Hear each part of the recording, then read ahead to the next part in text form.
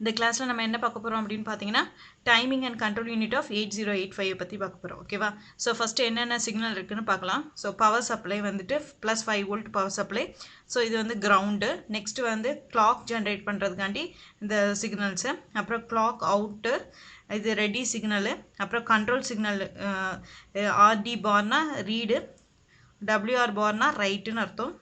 அப்புறம் ALE signal address latch enable signal. அப்புறம் status signals வந்து S0 S1. அப்புறம் வந்துட்டு input output and memory bar signal. அப்புறம் வந்துட்டு இது DMAனா டைரக்ட் மெமரி அக்சஸ்ஸுக்காண்டி 2 signal hold and hold acknowledgement. அப்புறம் இது வந்து ரீசெட் இன்னு. ஸோ மேலே பார் போட்டிருந்தா லோ, இது வந்து ஆக்டிவ் லோ சிக்னல்ஸ்னு அர்த்தம். அப்புறம் ரீசெட் அவுட்டு. ஓகேவா? ஸோ இந்த சிக்னல்ஸ் எல்லாமே செப்பரேட்டாக நம்ம ஒன்று ஒன்றா பார்க்கலாம். இப்போ ஃபஸ்ட் நம்ம பார்க்க போகிறது என்னென்னா power supply.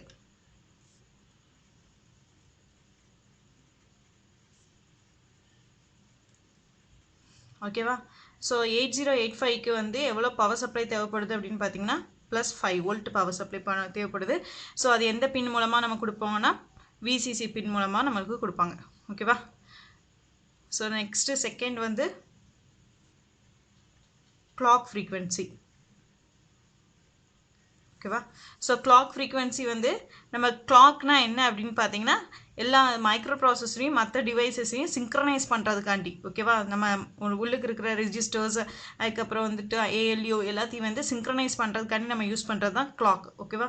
So clock is used for the synchronisation. So clock frequency எப்படி ஜென்ரேட் பண்ணுறாங்கன்னா கிறிஸ்டல் ஆசிலேட்டர்ஸ் யூஸ் பண்ணி ஜென்ரேட் பண்ணுறாங்க. என்ன யூஸ் பண்ணி ஜென்ரேட் பண்ணுறாங்கன்னா கிறிஸ்டல் ஆசிலேட்டர்ஸ். அந்த பின் வந்து X1 X2 பின். ஓகேவா? ஸோ அப்போ வந்து கிறிஸ்டல் ஃப்ரீக்வன்சி நம்மளுக்கு எவ்வளோ ஜென்ரேட் ஆகுது அப்படின்னு பார்த்தீங்கன்னா கிறிஸ்டல் ஃப்ரீக்வன்சி எவ்வளோ ஜென்ரேட் ஆகுனா 6 MHz வந்து நமக்கு ஜென்ரேட் ஆகுது. ஓகேவா? ஸோ நமக்கு வந்து 8085ஓட கிளாக் ஃப்ரீக்வன்சி எவ்வளோன்னு பார்த்தீங்கன்னா 3.07 MHz. ஓகே, இது அப்ராக்சிமேட்லி ஈக்குவல் டு 3 MHzக்கு. ஸோ நம்ம கிளாக் ஃப்ரீக்வன்சி வந்து நம்ம கிறிஸ்டல் ஃப்ரீக்வன்சியோட ஹாஃபாக இருக்கும். ஓகேவா?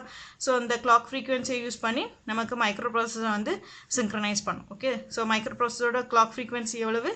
3 MHz. ஓகே, ஸோ அப்புறம் கிளாக் அவுட்டு. கிளாக் அவுட்னு ஒரு சிக்னல் இருந்துச்சுல.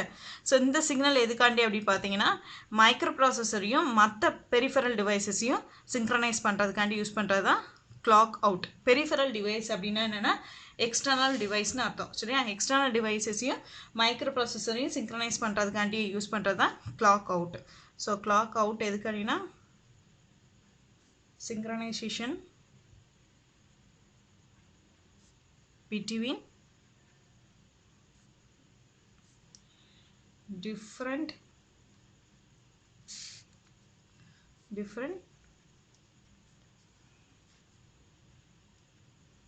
peripheral with microprocessor.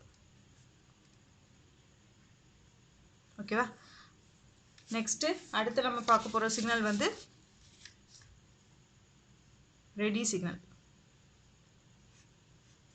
Ready signal எதுக்கு அப்படின்னு பார்த்தீங்கன்னா இந்த ரெடி சிக்னல் வந்து used to interface the slow peripheral devices. ரொம்ப ஸ்லோவாக ரன் ஆகிற பெரிஃபரல் டிவைசஸை வந்து மைக்ரோ ப்ராசஸர் கூட இன்டர்ஃபேஸ் பண்ணுறதுக்காண்டி யூஸ் பண்ணுற சிக்னல் தான் என்னது ரெடி சிக்னல் அர்த்தம். ஓகேவா? Used to interface slow peripheral with microprocessor.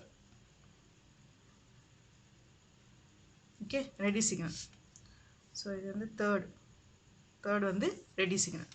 Okay, next வந்து ஃபோர்த் நம்ம பார்க்க போகிற சிக்னல் என்னென்னு பார்த்தீங்கன்னா ரீசெட் இன்.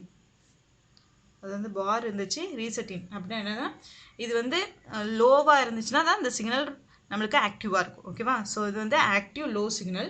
இந்த சிக்னல் எதுக்காண்டி அப்படின்னு, இந்த சிக்னல் ஆக்டிவாக இருந்துச்சுன்னா இப்போ இந்த சிக்னலில் லோவாக வந்துச்சுன்னா, லோ மீன்ஸ் ஜீரோவாக, இந்த சிக்னல் ஜீரோவாக இருந்துச்சுன்னா மைக்ரோ ப்ராசஸர் என்ன ஆயிரும்? ரீசெட் ஆயிரும். ஓகேவா? ஸோ இது வந்து என்னது active low signal if the signal வந்து ஆக்டிவாக இருந்துச்சுன்னா நம்மளுக்கு மைக்ரோ ப்ராசஸர் என்ன ஆயிரும், ரீசெட் ஆயிரும். ஓகே, ஸோ ரீசெட் இன்.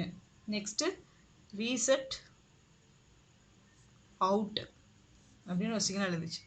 இந்த சிக்னல் எதுக்காண்டி அப்படின்னு பார்த்தீங்கன்னா, நம்ம மற்ற பெரிஃபரல் டிவைசஸ் இருக்குல்ல, அந்த பெரிஃபரல் டிவைசஸை நம்மளுக்கு வந்து ரீசெட் பண்ணுறதுக்காண்டி யூஸ் பண்ணுறது தான் என்னது, reset out. So used to reset the other peripheral devices. Okay, reset in வந்து மைக்ரோ ப்ராசஸரை ரீசெட் பண்ணுறதுக்காண்டி, ரீசெட் அவுட் வந்து அதர் பெரிஃபரல் டிவைசஸை ரீசெட் பண்ணுறதுக்காண்டி யூஸ் பண்ணுறது. ஓகேவா? ஸோ ஃபிஃப்த்து வந்து நம்ம பார்க்க போகிறது என்னென்னா கண்ட்ரோல் சிக்னல்ஸ். ஸோ கண்ட்ரோல் சிக்னலில் ஃபஸ்ட்டு வந்து RD bar. So RD bar வந்துச்சுனாலே அந்த சிக்னல் வந்து என்னவாக இருக்கும், லோவாக இருந்தால் தான் ஆக்டிவ் ஆகும். சரியா? ஸோ அப்போ இந்த சிக்னல் வந்து என்னது, ஆக்டிவ் லோ சிக்னல். சரியா? ஸோ இந்த சிக்னல் ஆக்டிவ் லோ சிக்னல் சொல்லியாச்சு. இந்த சிக்னல் எதுக்காண்டி அப்படின்னு பார்த்தீங்கன்னா, நம்ம இப்போ வந்து இந்த சிக்னல் வந்து நம்ம ஜீரோன்னு போகுதுன்னா அந்த சிக்னல் ஆக்டிவ் ஆகிருக்கும். ஸோ அப்போ வந்து நம்ம ரீட் ஆப்ரேஷன் பெர்ஃபார்ம் பண்ணிக்கலாம். எங்கேருந்து ரீட் பண்ணலாம் அப்படின்னு பார்த்தீங்கன்னா, நம்ம மெமரியிலேருந்தும் சரி, இன்புட் அவுட்புட்லேருந்து ரீட் பண்ணிக்கலாம். ஓகேவா? ஸோ வந்து used to perform read operation from memory and input output devices. So மெமரியிலேருந்து நம்ம ரீட் பண்ணிக்கலாம், இன்புட் அவுட்புட் டிவைசஸ்லேருந்து ரீட் பண்ணிக்கலாம். ஓகேவா? இந்த ஆர்டி பாரை யூஸ் பண்ணி. நெக்ஸ்ட் வந்து WR பார். ஸோ நமக்கு ஆர்டி பாரை பற்றி தெரிஞ்சுட்டு அப்போ ஆட்டோமேட்டிக்காக WR பார் என்னது, ஆக்டிவ் லோ சிக்னல் தான். ஸோ லோவாக இருக்கும்போது தான் சிக்னல் ஆக்டிவ் ஆகும். இந்த சிக்னல் எதுக்காண்டி பார்த்தீங்கன்னா, நம்ம வந்து இன்புட் அவுட்புட் டிவைஸில் இல்லை மெமரி டிவைஸஸில் ரைட் பண்ணுறதுக்காண்டி யூஸ் பண்ணுற சிக்னல் தான் இது. ஓகேவா? ஸோ இது வந்து active low signal used to perform write operation from into memory or input output device. ஓகேவா? ஸோ அடுத்ததாக நம்ம பார்க்க போகிற சிக்னல் என்ன அப்படின்னு பார்த்தீங்கன்னா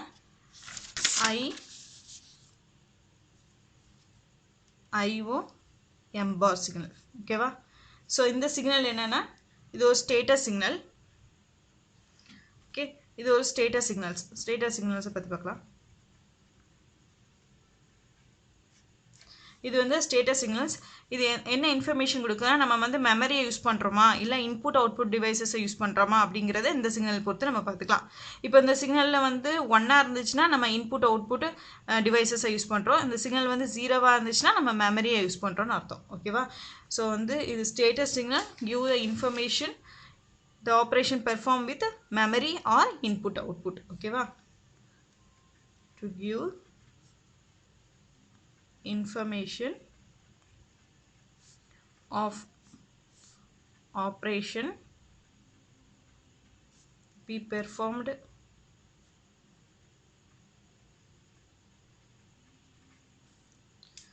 with memory or input output device.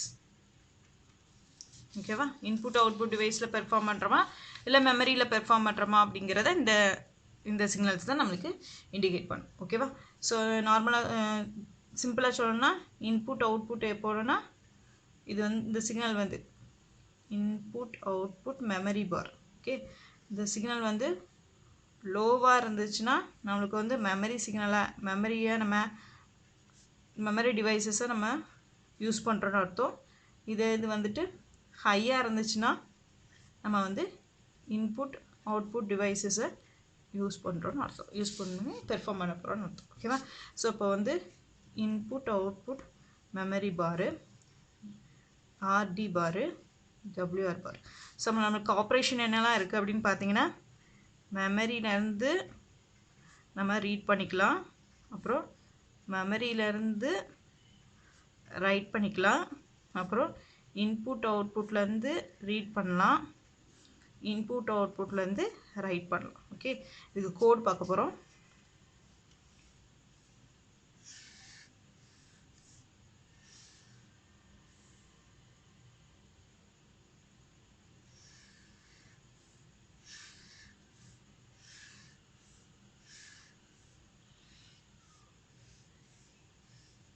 Okay, so நம்ம ஃபஸ்ட்டு பார்க்க போகிறது மெமரி ரீடு. ஓகேவா, ஸோ மெமரி ரீடு, மெமரி அப்படின்னா இந்த சிக்னலில் வரணும். ஸோ இந்த சிக்னல் எப்போ நம்மளுக்கு மெமரி ஆக்ட் ஆகும்? ஸோ இது 0வாக இருந்தால் தான் மெமரி ஆக்ட் ஆகும். ஏன்னா 0 மெமரிக்கு மேலே தான் பார் இருக்குது. ஓகேவா, ஸோ மெமரியாக இருக்கணும்னா மெமரியில் 0 இருந்தாச்சுன்னா அந்த சிக்னல் ஆக்டிவ் ஆகும். ஸோ வந்து இந்த சிக்னல் 0வாக இருந்தால் இது என்னவா ஆக்ட் ஆகும்? மெமரி ஆக்ட் ஆகும். ஸோ அதே மாதிரி நம்மளுக்கு ரீட் ஆப்ரேஷன் பெர்ஃபார்ம் பண்ணணும். அப்போ இந்த சிக்னல் 0வாக இருந்தால் தான் ரீட் பெர்ஃபார்ம் பண்ண முடியும். ஸோ இந்த சிக்னல் ரீட் ஆப்ரேஷன் பெர்ஃபார்ம் பண்ணணும். நம்மளுக்கு ரைட் தேவை கிடையாது. அப்போ இந்த சிக்னல் 1ஆக இருந்தால் தான் அது வந்து டீஆக்டிவேட்டாக இருக்கும். ஓகேவா, ஸோ ரெண்டாவது வந்து மெமரி ரைட். ஸோ அதே மாதிரி இந்த சிக்னல் வந்து 0வாக இருந்தால் தான் மெமரி, இந்த சிக்னல் 1ஆக இருந்துச்சுன்னா ரீடு வந்து அக்செப்ட் பண்ணாது. ஸோ ரைட் பண்ணணும்னா இந்த சிக்னல் வந்து 0வாக இருக்கணும். ஓகே, நெக்ஸ்ட்டு வந்து input output read. Input output ரீட்னா இந்த சிக்னல் 1ஆக இருந்தாச்சுன்னா இது வந்து இன்புட் அவுட்புட் ஆக்ட் ஆகும். ஸோ இது வந்து 1. அப்புறம் ரீட் ஆப்ரேஷன் பர்ஃபார்ம் பண்ணணும், அந்த சிக்னல் வந்து லோவாக இருக்கணும். ஸோ 0. ஸோ ரைட் பண்ணக்கூடாது அப்படின்னா 1. ஓகேவா, ரைட்டா. ஸோ அப்புறம் இன்புட் அவுட்புட் ரைட் அப்படின்னா இந்த சிக்னல் வந்து 1ஆக இருந்தால் இன்புட் அவுட்புட் ஆப்ரேஷன் பெர்ஃபார்ம் பண்ணும். அப்புறம் வந்து இந்த சிக்னல் நம்மளுக்கு ரைட் ஆப்ரேஷன் பண்ண போகிறோம். அப்போ இது வந்து 1. நெக்ஸ்ட்டு இதில் வந்து ரைட் ஆப்ரேஷன் பண்ணால் அந்த சிக்னல் லோவாக இருந்தால் தான் ரைட் ஆப்ரேஷன், அப்போ 0. ஓகேவா, ஸோ இதான் வந்து கோடிங். இந்த 0 இது கோட் யூஸ் பண்ணியாச்சு. நெக்ஸ்ட்டு நம்ம ஸ்டேட்டஸ் சிக்னல்ஸ் பார்க்க போகிறோம். ஸ்டேட்டஸ் சிக்னல் மீதி உள்ள சிக்னல்ஸ் பார்க்கலாம். ஓகே, S1 S0 அப்படிங்கிற சிக்னல் இருக்குது. ஸோ இந்த சிக்னல் எதை குறிக்கும் அப்படின்னு பார்த்தீங்கன்னா ஸ்டேட்டஸ் ஆஃப் தி ஆப்ரேஷனை பற்றி குறிக்கும். ஓகேவா, ஸோ இந்த ரெண்டு சிக்னல் 0வாக இருந்துச்சுன்னா நம்ம மைக்ரோ ப்ராசஸரில் எந்த ஆப்ரேஷனுமே நடக்காது. ஸோ வந்து நோ ஆப்ரேஷன் அர்த்தம். ஓகே, இந்த இதில் 0 1ஆக இருந்துச்சுன்னா S0 வந்து 1ஆக இருந்துச்சுன்னா நம்மளுக்கு ரைட் ஆப்ரேஷன் நடக்குன்னு அர்த்தம். ஓகே, அப்புறம் 1 0 S1 வந்து 1ஆக இருந்துச்சுன்னா நம்மளுக்கு வந்து ரீட் ஆப்ரேஷன் பெர்ஃபார்ம் ஆகுதுன்னு அர்த்தம். நெக்ஸ்ட்டு ரெண்டுமே 1ஆக இருந்துச்சுன்னா நம்மளுக்கு ஆப் கோடு வந்து ஃபெச் ஆகுதுன்னு அர்த்தம். ஆப் கோடுனா நமக்கு நல்லா தெரியும், ஒவ்வொரு இன்ஸ்ட்ரக்ஷனுக்கும் ஒவ்வொரு ஆப் கோடு இருக்கும். ஓகேவா, ஸோ அந்த ஆப் கோடு வந்து நம்ம எடுக்குது அப்படின்னு அர்த்தம். ஸோ ரெண்டு சிக்னல் S1 S2 வந்து நம்மளுக்கு 1ஆக இருந்துச்சுன்னா opcode fetch. Opcode fetch வந்து நத்திங் பட் ஒரு ரீடிங் இன்ஸ்ட்ரக்ஷன் தான். ஜஸ்ட் நம்ம ரீட் மட்டும் தான் பண்ண முடியும். ஓகேவா, so reading instruction. So next நம்ம பார்க்க போகிறது என்ன அப்படின்னு பார்த்தீங்கன்னா ஹோல்டு சிக்னல். ஹோல்டு சிக்னல் எதுக்காண்டி அப்படின்னு பார்த்தீங்கன்னா இப்போது டிஎம்ஏ கண்ட்ரோலர். டிஎம்ஏ கண்ட்ரோலர் அப்படின்னா என்னதுன்னா direct memory access controller. Okay, so இப்போ சப்போஸ் வந்து இந்த கண்ட்ரோலருக்கு வந்து மைக்ரோ ப்ராசஸருக்கு உள்ள டேட்டா பஸ்ஸை யூஸ் பண்ண வேண்டியிருக்கு அப்படின்னு இருந்ததுன்னா இது என்ன செய்யணும்னா ஃபஸ்ட்டு வந்து ஹோல்டு சிக்னலை மைக்ரோ ப்ராசஸருக்கு செட் பண்ணும். ஓகேவா, ஏன்னா மைக்ரோ ப்ராசஸரில் ஒரு ப்ராசஸ் நடந்துகிட்ருக்கும். அதனால் இது வந்து என்ன செய்யணும்னா ஹோல்டு சிக்னல் அனுப்பும். ஸோ ஹோல்டு சிக்னல் அனுப்பும்போது மைக்ரோ ப்ராசஸர் வந்து என்ன செய்யணும்னா திருப்பி இதுக்கு வந்து ஹோல்டு பண்ணிட்டேன் அப்படின்னு சொல்லிட்டு அக்னாலஜ்மெண்ட் அனுப்பும். ஓகேவா, ஸோ அப்புறம் இந்த சிக்னல் இந்த கண்ட்ரோலரை யூஸ் பண்ணி நம்ம டேரெக்டாக அதோட மெமரியை மைக்ரோ ப்ராசஸரோட மெமரியை அக்சஸ் பண்ணிக்கலாம். ஓகேவா, ஸோ வந்துட்டு ஃபஸ்ட்டு இந்த சிக்னல் என்ன அனுப்பும்? Hold signal. இந்த டிஎம்ஏ கண்ட்ரோலர் வந்து ஹோல்டு சிக்னலை மைக்ரோ ப்ராசஸருக்கு அனுப்பும். ஓகேவா, எதுக்கு? அதோட டேட்டா பேஸை ஃப்ரீ பண்ணி கொடுக்க சொல்லி. ஏன்னா இந்த சிக்னலுக்கு வந்து மைக்ரோ ப்ராசஸரோட டேட்டா பேஸை யூஸ் பண்ண போகுது. ஓகே, இந்த கண்ட்ரோலர் வந்து மைக்ரோ ப்ராசஸரோட டேட்டா பேஸை யூஸ் பண்ண போகுது. அதனால் நீ எனக்கு வந்து உன்னோட டேட்டா பேஸை கிளியர் பண்ணி கொடு அப்படின்னு சொல்லி hold. So suppose micro processor நான் கிளியர் பண்ணி தரேன் அப்படின்னு சொல்லிடுவாங்க. அப்போ இது என்ன செய்யணும்னா ஹோல்டுக்கு அக்னாலஜ்மெண்ட் அனுப்பும். அதான் HLDA. ஓகேவா, ஸோ ஹோல்டு அப்புறம் வந்து ஹோல்டுக்கு அக்னாலஜ்மெண்ட். ஸோ இவ்வளோ தான் நம்மளுக்கு வந்து டைமிங் அண்ட் கண்ட்ரோல் யூனிட்டில் உள்ள சிக்னல்ஸ்.